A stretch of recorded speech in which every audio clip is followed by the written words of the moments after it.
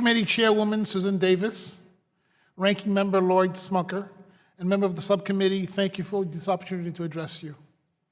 My name is Reynold Verret. I serve as the 6th president of Xavier University of Louisiana. It was founded by St. Katharine Drexel and the Sisters of the Blessed Sacrament. My institution is Catholic and also an Hbcu, historically black college. The ultimate purpose of Xavier is to contribute to the promotion of the just and humane society. This preparation takes place in diverse learning environments that incorporate all relevant learning means, including research experiences and community service. I was asked to testify before the subcommittee today on the institution as an engine of economic mobility and the programs that demonstrate this at the institution, how these programs prepare students for careers, and a brief history of HBCUs, why they are created, why they are important. HBCUs were created as early as 1837 to provide African Americans access to higher education, noted for their contributions to educating black, low-income, and educationally disadvantaged Americans. The 101 HBCUs today constitute the class of institutions that satisfies the statutory requirements and definition for HBCUs as defined by the Higher Education Act 1965. In my home state of Louisiana, according to an economic impact study by the UNCF, the United Negro College Fund, the impact of the 6 HBCUs in the state on our regional economy, an employment impact of 8,454 jobs, a total economic impact of $923 million, and a lifetime earning of $9.4 billion. For Xavier specifically, the regional impact of our institution is an output impact of $200 million in our region, a value-added impact of $135 million, a labor income impact of $95 million, and an employment impact of 1,715 jobs. Xavier is considered to be one of the best value schools in the nation for quality education, according to the U.S. News and World Report. However, as our students come closer to realizing their dreams of higher education, the more expensive these goals become. Tuition at Xavier is $22,503 per year. This is considerably lower than its peer institutions. More than 93% of Xavier undergraduates qualify for need-based or other forms of financial aid, and more than 65% receive federal Pell Grants. We are grateful for your bipartisan support and forgiveness of the HBCU Hurricane Katrina supplemental loan that helped us recover from the disaster. Xavier leads in preparing African-American physicians in the nation and also sending African-American PhDs in the sciences.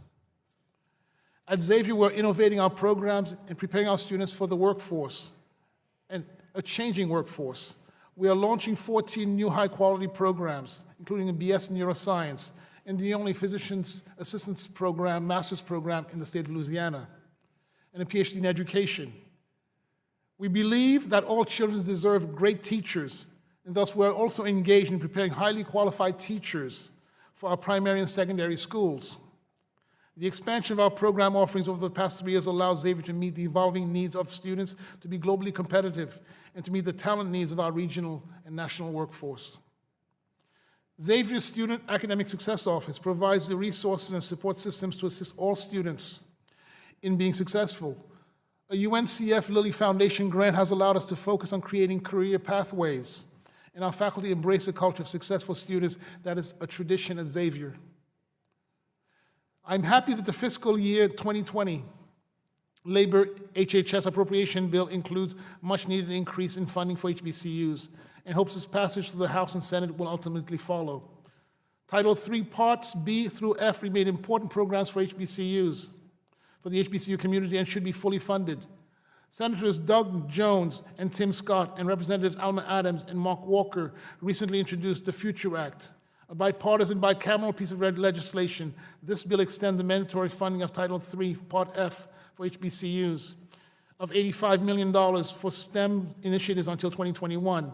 It is my hope that Congress passes this bill before the stream of funding expires in September 30th, 2019. I must say to you, the nation has need of the ability, creativity, and ingenuity of the students we educate in order to prosper and compete globally. Your continued investment in them secures all of our futures. I want to thank you, and if you want more, my written testimony has been submitted. Please review it. Thank you very much. Thank you. Verret, I'd like to learn a little bit more about your Student Academic Success Office. What types of career pathways have you created through the office? Your microphone, yeah. First of all, we have a great depth in the STEM and the pre-professional health areas. We educate more African Americans than any university in the country who go on to become MDs. We send more African Americans into doctoral programs in advanced science and advanced studies in the sciences. But also we have students who enter the law, social services, teaching professions as well. The Career Pathways program is to allow students, because we are a liberal arts and sciences institution, to enable students to understand the plasticity of their degrees. Because very often students who are coming into history or English also have a pathway to medical school if they wish to, because there is a need for those. Likewise, our chemists become attorneys and also may go into policy fields as well, for them to understand much more broadly what their fields are. We are also speaking with our chambers of commerce and also the workforce as to what are the professions that are needed. For example, data science, which is reimagining what we traditionally teach in computer science for the emerging industries, such as DEX is coming to our region, to actually think of what majors, data science. I guess those discussions with the chamber are leading to a better transition to Yes, jobs after graduation? because we're thinking of what those workforce needs are. But also, we also know that many jobs that will be emerging in the next 5 to 10 years, we can't fully envision. So it's also educating them to be flexible, to have habits of mind, to think critically and in depth, to be able to form their careers rather than just think of their next jobs, because we are in a changing workforce at this time. How are you integrating that career-focused curriculum into dual enrollment programs? We have dual enrollment programs with some of the high schools in our region that send students to us. And some of those students matriculate to Xavier, some of them go to other campuses as well. We also have summer programs of long-standing in the sciences, in language arts, which bring a number of students during our summers. Some of them come to our university, many of them go to other colleges. That has been part of our mission. Are you finding some of those dual enrollment programs help students to make choices that will lead to the careers that they're interested in? It's important to catch the imagination of young people early in their lives and catch their passions as well, so that they do not choose and drift away. Because one of the struggles for our populations as well is understanding that there is a pathway to higher ed. For many of our students who are first generation, there is no one who can actually helps them navigate. We have to show them one of the paths that this is possible, and we are engaged in doing that. Thank you. I only have 2 minutes left, and I need to ask some other questions. I'm happy for you to send that to me. Dr. Verret, would you tell me what led you to get those dual enrollment programs off the ground, and have you seen an uptick in enrollment at Xavier as a result? And what are your outcomes for students who take dual enrollment? Well, our outcome is that they would persist in college and continue in college.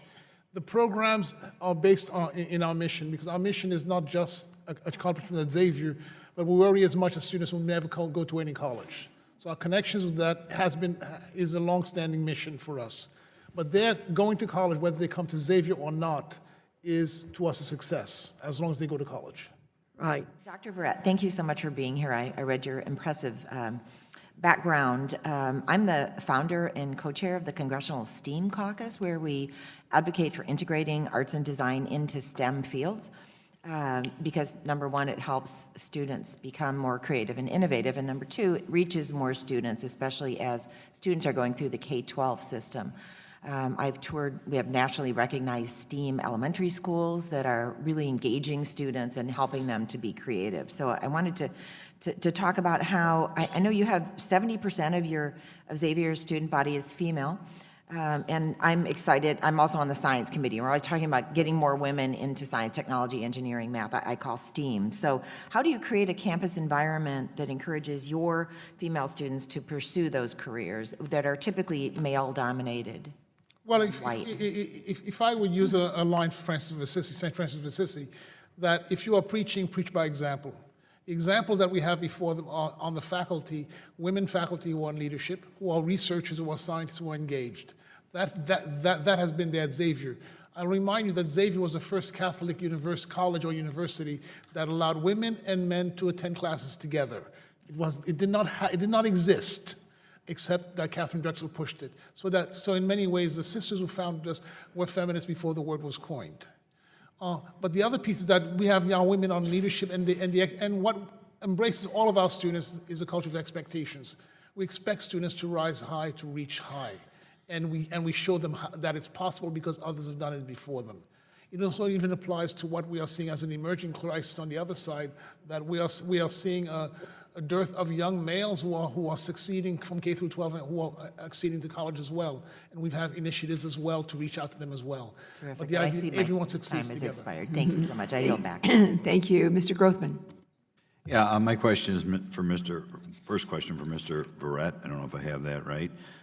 Looked at your background, very impressive. And again, congratulations on all you're doing at Xavier. I noticed prior to being at Xavier, you also had an executive position at Savannah State University. A couple hearings ago, I can take it or leave it, but a couple hearings ago, we had a hearing based on the idea that we had to have more federal involvement because we had too many schools that were too segregated, and the implication being that schools that were too much of one racial background or the other was a real problem. Now we have a situation here in which we're calling for more money for historically black colleges. And you've done a tremendous job. I have no problem with putting more money in historical black colleges. The only thing is I kind of wonder here, we're getting mixed messages on this committee, whether it's really, really important to weigh in and make sure every high school is more segregated, or, and given your background and the success you've had at Savannah State and Xavier, I wondered if you'd care to comment on that issue. The first thing I would say is that the historically black colleges were never segregated except by law. That even at Xavier in the 30s and 40s, we had students who were African, who were white at Xavier, who could not receive their degree legally in Louisiana. Therefore, their degree was awarded by Villanova. So we were always open to we have students who are not African Americans at Xavier who are with us, and they have been with us before. But what I would say is that these HBCUs have been engines of bringing African Americans into the creative workforce for this country, and also of engines of social mobility, and they continue to produce. The country needs that talent, because remember that our talent base is what we cultivate in this country. What is happening in the TCUs, also in the Hispanic colleges as well, is about creating talent for this country. These schools, when we overproduce, punch above our weight in educating students who become doctors, lawyers, policymakers in all the fields that the country needs. That's what we do. Investing in these is not an individual benefit for these students. It's a benefit for their communities and for their regions. No, I'm not denying that you're doing a tremendous job. I'm just wondering on the larger issue, if you had a comment. What I'm saying is that it's important that our students engage with students of all ethnicities, and they do. Okay. Our students are in our communities. They work in hospitals, and in our communities, they are interned throughout our communities. Students from Tulane and Loyola engage with our students as well. So our students actually are very well integrated, and others are welcome to us as well. Thank you. And that's always happened. Thank you. I think all of you at some point or other in your testimony talked about poverty and the importance of lifting people out of poverty. And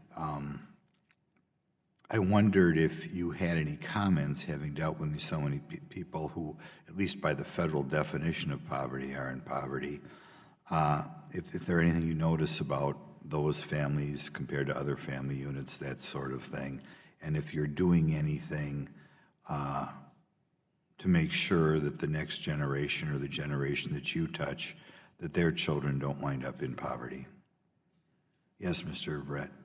If I may say, what we have seen, not only in recent history, but also in the decades and almost century that we've been, that our students, when they receive a degree, it is not something that benefits them alone. It touches their families. What we see is that suddenly the nephews are coming to college. The sons, we are opening new doors. The benefit, there's a cascading effect that we see. So what we are seeing is that they do not return to poverty, but what they do, they lift communities out of poverty. Okay, do any of the others, you have any observations on what type of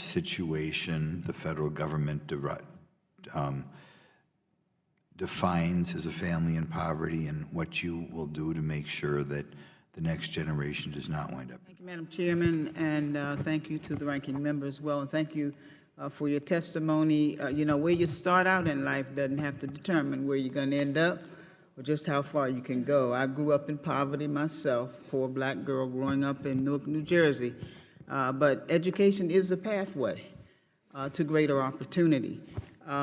Most of you may know that my background in terms of historically black colleges and universities are particularly important to me. I just said I taught on a campus at Bennett College in Greensboro for 40 years. I'm a two-time graduate of an HBCU, North Carolina A&T.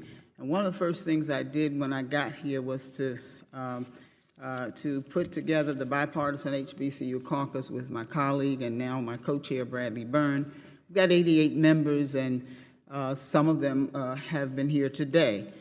We've accomplished a lot for our HBCUs, but as has been already revealed today, Dr. Verret, thank you very much for being here and all that you're doing to make Xavier University our premier HBCU for graduating black doctors. I mean, if you look at the statistics, and to my colleagues, while we only make up 3% of all colleges and universities, HBCUs are producing 17% of all bachelor's degrees that are earned by African-American students, 24% of all STEM graduates. So we have been producers. We've had little, but we've done much. Dr. Verret, what is unique about the HBCU campus environment that attracts students? I'd say, first of all, is a culture of expectation. We expect them to succeed, and expectation students rise to that. We have a faculty that will embrace students and recognize that what they need individually, we will address. We do that. Okay. The other piece that is crucial is that we have the example of those who have come before them, which is important to them as well. But the expectation piece is what I would call the secret sauce in the element, because when students come to us, many of them may not have the education that they deserve, and students do not choose the schools they go to. So whatever gaps they may have, we meet them in their first year and help them repair. And what is amazing, what happens at the end. Yes, sir, I know. You filled some gaps for me. What sort of specific strategies do you use in creating program and degree offerings that meet the job market demand? We've talked a lot about job market demand here. Well, the HBCUs have been, first of all, we educate our students very broadly, which gives them a lot of flexibility. Some of them go on to many levels and change and readapt their jobs as they have to. But what they do have is they have learned to work hard and on complex matters at HBCUs, and they become masters of their fields. But I also want to thank you for starting the HBCU caucus. That has been a very important way of getting our voice here. Great, thank you, and thank you for your participation. What strategies could Congress pursue to make your job easier? I'll begin the first one because affordability is a challenge for us. We have our students who are Pell eligible in the lower 2/5 of the socioeconomic income distribution ladder. Those students, a small crisis in their families can lead to students not persisting, and that we do see. Pell is crucial to us. Pell is crucial to the HBCU community because we have 50% or more on most of our campus of students are Pell eligible. And that is the major struggle for us. Helping our students pay for college is an important piece.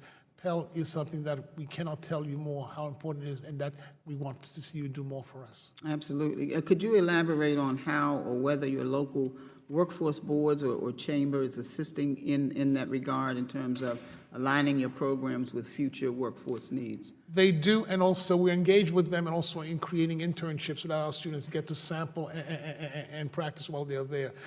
With our economic development agencies and also with our chambers of commerce, we work closely to create internships for our students. So our students very often while in their second or third year have practical experiences, whether in the laboratories or whether it's in clinical or other workforce settings. All right, thank you very much. I just want to end with a comment that I always like to remember by W.E.B. Du Bois, who said, of all of the civil rights for which the world has struggled and fought for 500 years, the right to learn is undoubtedly the most fundamental. Thank you all for believing in that right, and thank you all for being here today. Madam Chair, I yield back. Well, I would agree with my colleague as well. But I would also say that one of the remedial issue that you point to is the fact that many of our students do not get the pre-collegiate preparation that they need. And I would extend it beyond mathematics, because what we've found out is that actually language arts are more of a barrier to mathematics and also to physics and to chemistry and everything, and to history as well. So that we have students who are getting degrees who may have high GPAs, but that the ACTs and the SATs don't seem to match. That is one of the crimes that is occurring in many ways, that we're not getting the right teachers. And I would speak for the investment into K through 12 as well, as to make our work much more doable. Being able to actually resource teachers, because I do think great teachers really matter. And we have not investing in our teaching profession, especially in the K through 12 field. And that's as essential as anything else this country could need. Well, in other countries, teachers are, people say lawyer, doctor, engineer, accountant, teacher, and we pay our teachers in this country much less than other professionals. We don't invest in them properly. And our investment in educating teachers is because of, not only it's for a mission, but we know that the work of building society is educating great teachers and getting them into our classrooms is crucial. We don't get away by skipping that. I know that community colleges and historically black colleges and universities and other minority-serving institutions play a key role in providing college opportunities for low-income students and students of color. We also know that while these institutions are doing the most work to close that achievement gap and advance economic mobility, they're severely under-resourced. It's great to see the committee coming together in a bipartisan way to prioritize and address this issue, and I look forward to working with all of you on this.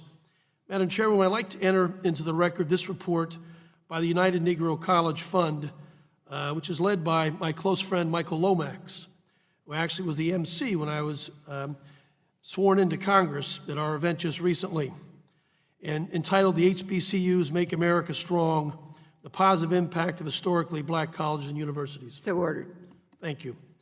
The 2017 report found that the total economic impact in the U.S. is $14.8 billion annually, the equivalent of ranking among the top 200 corporations on the Fortune 500 list. In Maryland, we have 4 HBCUs that generate $1 billion in economic output and 10,000 jobs. A Maryland graduate can expect to make $1 million more a year due to that credential. So, Dr. Verret, if we strengthen federal investments in HBCUs, what do you see, what's it look like on long-term ROI by making this investment look like? What's the return on that investment? The return on investment is huge because right now it is critical that we develop our talent. The talent that we have to build our new industries, whether it's the digital industries, it's the high-tech industries, and also our creative industries, whether it's the movie industry, et cetera, is from these young people. That talent that we leave on the table underserves us because other countries I know are doing a very good job of educating their talent, and they're not willing to share it. Right, so we're building our diversity with better ways and different ways to look at the problems and challenges we have. The creative minds that we have on the table and in our second and third grades should not be wasted. Absolutely. Dr. Dubois. Thank you, Madam Chairwoman, and thank you each for coming to testify before this subcommittee. I'm going to begin. Dr. Verret, Xavier University of Louisiana has created an emergency fund to cover unanticipated student expenses. How were you able to establish this grant funding, and what have the results been for students who end up needing this unexpected money? Well, the emergency fund was founded 4 years ago when I arrived, and it was first funded by through alumni, our alumni, and also other friends of Xavier who are not alumni. Some members of the board, others have contributed to this fund. We have raised these funds because we're aware that there are students who are in good academic standing, especially as they are in their 3rd or 4th year about to finish, who are at risk of not persisting. It may be from tuition funding, but it also may be other things, for example, clothing, a crisis at home, medical crises, and we apply that. It's small because we are not a rich institution and we do need more, but it parallels what my friends have been speaking about, other needs, including housing needs, because we do give housing scholarships for homeless students. In fact, we've received the calls from homeless shelters that you have a student here, do you know about this? And we have ways of responding, we need to respond. So we need resources to meet those needs. Thank you. Do you have a ballpark of how much has been put into the fund, or the average? The average year, we've had somewhere around between 100 and 200,000 in the fund. Thank you. Also, Dr. Verret, you note in your written remarks that a challenge for many students of color is their preparedness for college-level coursework. What are you doing to increase student retention at Xavier, particularly for those students who may struggle in their first year? I would say it's not only for students of color, but it clearly affects our urban students especially. But what happens is that what we have is in the first year, our diagnostics, our early alert program would tell our students in their early first semester that there are needs. They are brought to our students academic support. They're given academic support and make sure that the individualized tutoring that they need in certain areas is provided. We have, remember, Xavier is not a selective institution. We have students from 18 to 34 on the SATs. Those students who are in greater need, we are seeing progress because last year we saw, especially among the group with greater pre-collegiate challenges, that their retention numbers have gone up significantly. Do you think that this program could be modeled for other HBCUs? It could be modeled for almost any other institution. Okay, thank you. Dr. Bowen. To speak today on this very important subject. I will tell you, I am not a member of this subcommittee, but I came to hear what I could of your testimony and have read your testimonies because I feel that this is such an important area for us to cover in this committee. I am a representative from the 7th District of Pennsylvania, the Lehigh Valley of Pennsylvania, Allentown, Bethlehem, Easton area, where we have a wealth of institutions of higher learning. We have several very fine private four-year colleges. We have a smaller parochial private college. We have a state school. But the pride and joy of our community are two incredibly good community colleges, Lehigh Carbon Community College and Northampton County, or Northampton Community College. These two schools in my district are such high quality. They offer a range of academic and career training programs. The statistics on those two schools is that after graduation from the two-year programs, 93 to 94% of their alumni are either continuing their education or in a career. And I think that's a statistic to be so incredibly proud of. And both also serve a large population of students of color. Lehigh Carbon Community College is a Hispanic serving institution. Northampton Community College is the #1 associate degree granting college in Pennsylvania for Latinos. So if I seem like I'm bursting with pride, I am a little bit about those two schools. Having said that, I've visited both of those schools since I was elected, and I have learned from their administration about some of the challenges that the administration faces, because in the face of constant decreases in funding, these kinds of schools, not just these two in my district, but these kinds of schools across the country that are struggling so much to keep from raising tuition for their students, and by and large are doing a pretty good job of it. But that money has to be taken from somewhere. And so what I'm consistently hearing from them is that the schools are contracting the services that they provide to students. And that too is a real harm to the students. And I'd like you, perhaps Dr. McHatton, to address, well, first, let me go to Dr. Verret and ask you about how student outcomes vary depending on what institutions are able to spend on the instruction and the student support systems. I don't have a thorough study in front of me that I can refer you to, but in my experience in fact, I should mention I was in Luzerne County, so I know the other LCCC, Luzerne County Community College, quite well. But what I would say that the resource that we need to meet the needs of students where they are, take time, it takes faculty. For example, our faculty, we have very few adjuncts, except a few professor of practice. That's so we have impressive. full-time faculty who are engaged with students even in their introductory classes. That devotion is important for our students. It costs. And if you were to reduce those services at Xavier, our outcomes would suffer. We know that.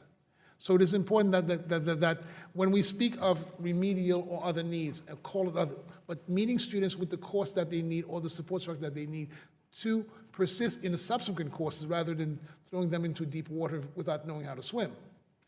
That's criminal. What we need, those resources are crucial. As we reduce those in the community colleges and any college around the country, the outcomes will suffer. And some of the things that I was told. Verret, if I can just have you follow that up with maybe recommendations that you would have for us to implement in helping close this I would gap. begin, it's about finding students in crises, especially throughout. First year is crucial, but other years as well. The early alert and how we use early alert is important for us because it's important that professors and instructors be able to identify a student who's actually not appearing in class, a student who's coming in very tired for another reason, and to give a shout out to the early alert system, to the people in student life to say, you need to pull this young person in because we think something is going on. To look to see whether a student whose grades who's not performing in the first exam, to pull them in. All those are indicators that something is going on. You may not know what it is, but to get someone competent to engage with that student at that point and to build a structure that's necessary, whether it is housing, whether it could be food, it could be other things that another crisis occurred, a student was injured in some way. Yeah. We need to find out. I appreciate that education is the greatest equalizer, but we also have to first equalize the situation so young people are able to attain that education. Thank you so much, and I yield back. Thank you. And I've been listening, and Dr. Verret, I can blame you for this today because generally my staff gets so upset because we spend so much time working and preparing for these hearings, and I have these beautifully put together binders, and then I hear something and I throw all of this away because I am so personally invested in the work that this committee does. You know, I went to a community college, and what I heard today was you talking about your thoughts about K-12 education. And it reminded me of an experience that I think would be tremendously relevant here. And during my time, I was a high school history teacher, 15 years in the classroom. I taught African American history, and I had so many students who had never even heard of an HBCU. So I created a unit on it, you know, in Connecticut. In many of the southern states, it's a part of the community, it's a part of the culture. There are so many kids who are outside of this network who, until someone teaches them about it, and that, coupled with the fact that I also recognize in my time as National Teacher of the Year, I traveled to over 40 states, saw something that I thought was a Connecticut problem, but it's a national problem, and it is diversifying the educator workforce and the number of teachers of color who are out there. And I happen to know that HBCUs produce more teachers of color than any other teacher preparation institutions. So I guess my question to you would be, do you have any thoughts on how we expand this network, broaden the spectrum so that you're not just having this conversation with young people in Louisiana who might be thinking about entering the profession, but also kids in Connecticut or? What I would say is that we do need to resource and support teachers because we want them, because we have students who are going to education, who have high loans, high costs, who eventually have a family and they have to make a decision to leave the profession. We don't want that, especially if they are good teachers. We need programs that support teachers because they are our most precious commodity. For example, there's an example at the NSF, the National Science Foundation, of the Noyce Grant, which came out from the lack of STEM educators, where we would actually provide tuition support for students who commit to teaching for the next 5 to 6 years after that, and many of those teachers remain in the teaching profession. We need for other disciplines as well, whether it's social studies, whether it's special educators. We have to actually provide a way of even loan forgiveness for that, because I do say the work that we do at our colleges, whether it's community colleges or HBCUs, is only made easier by having students who come in with the basic, fundamental, good K-12 education that they deserve. Thank you, but again, I don't think it's just about the money. I appreciate you saying that because that's very important, but we cannot underscore the fact that just the capacity building. I went through a community college, undergraduate, a master's program, and a graduate program where I was the only African American in an educator preparation program in the state of Connecticut. Well, not in my state, but in my program. You know, we're an education state, and I was the only person of color through my capacity building- academic journey. And the capacity building is a recruitment issue. For example, what we do in recruiting educators is beginning to speak even in high school with students who might consider becoming teachers.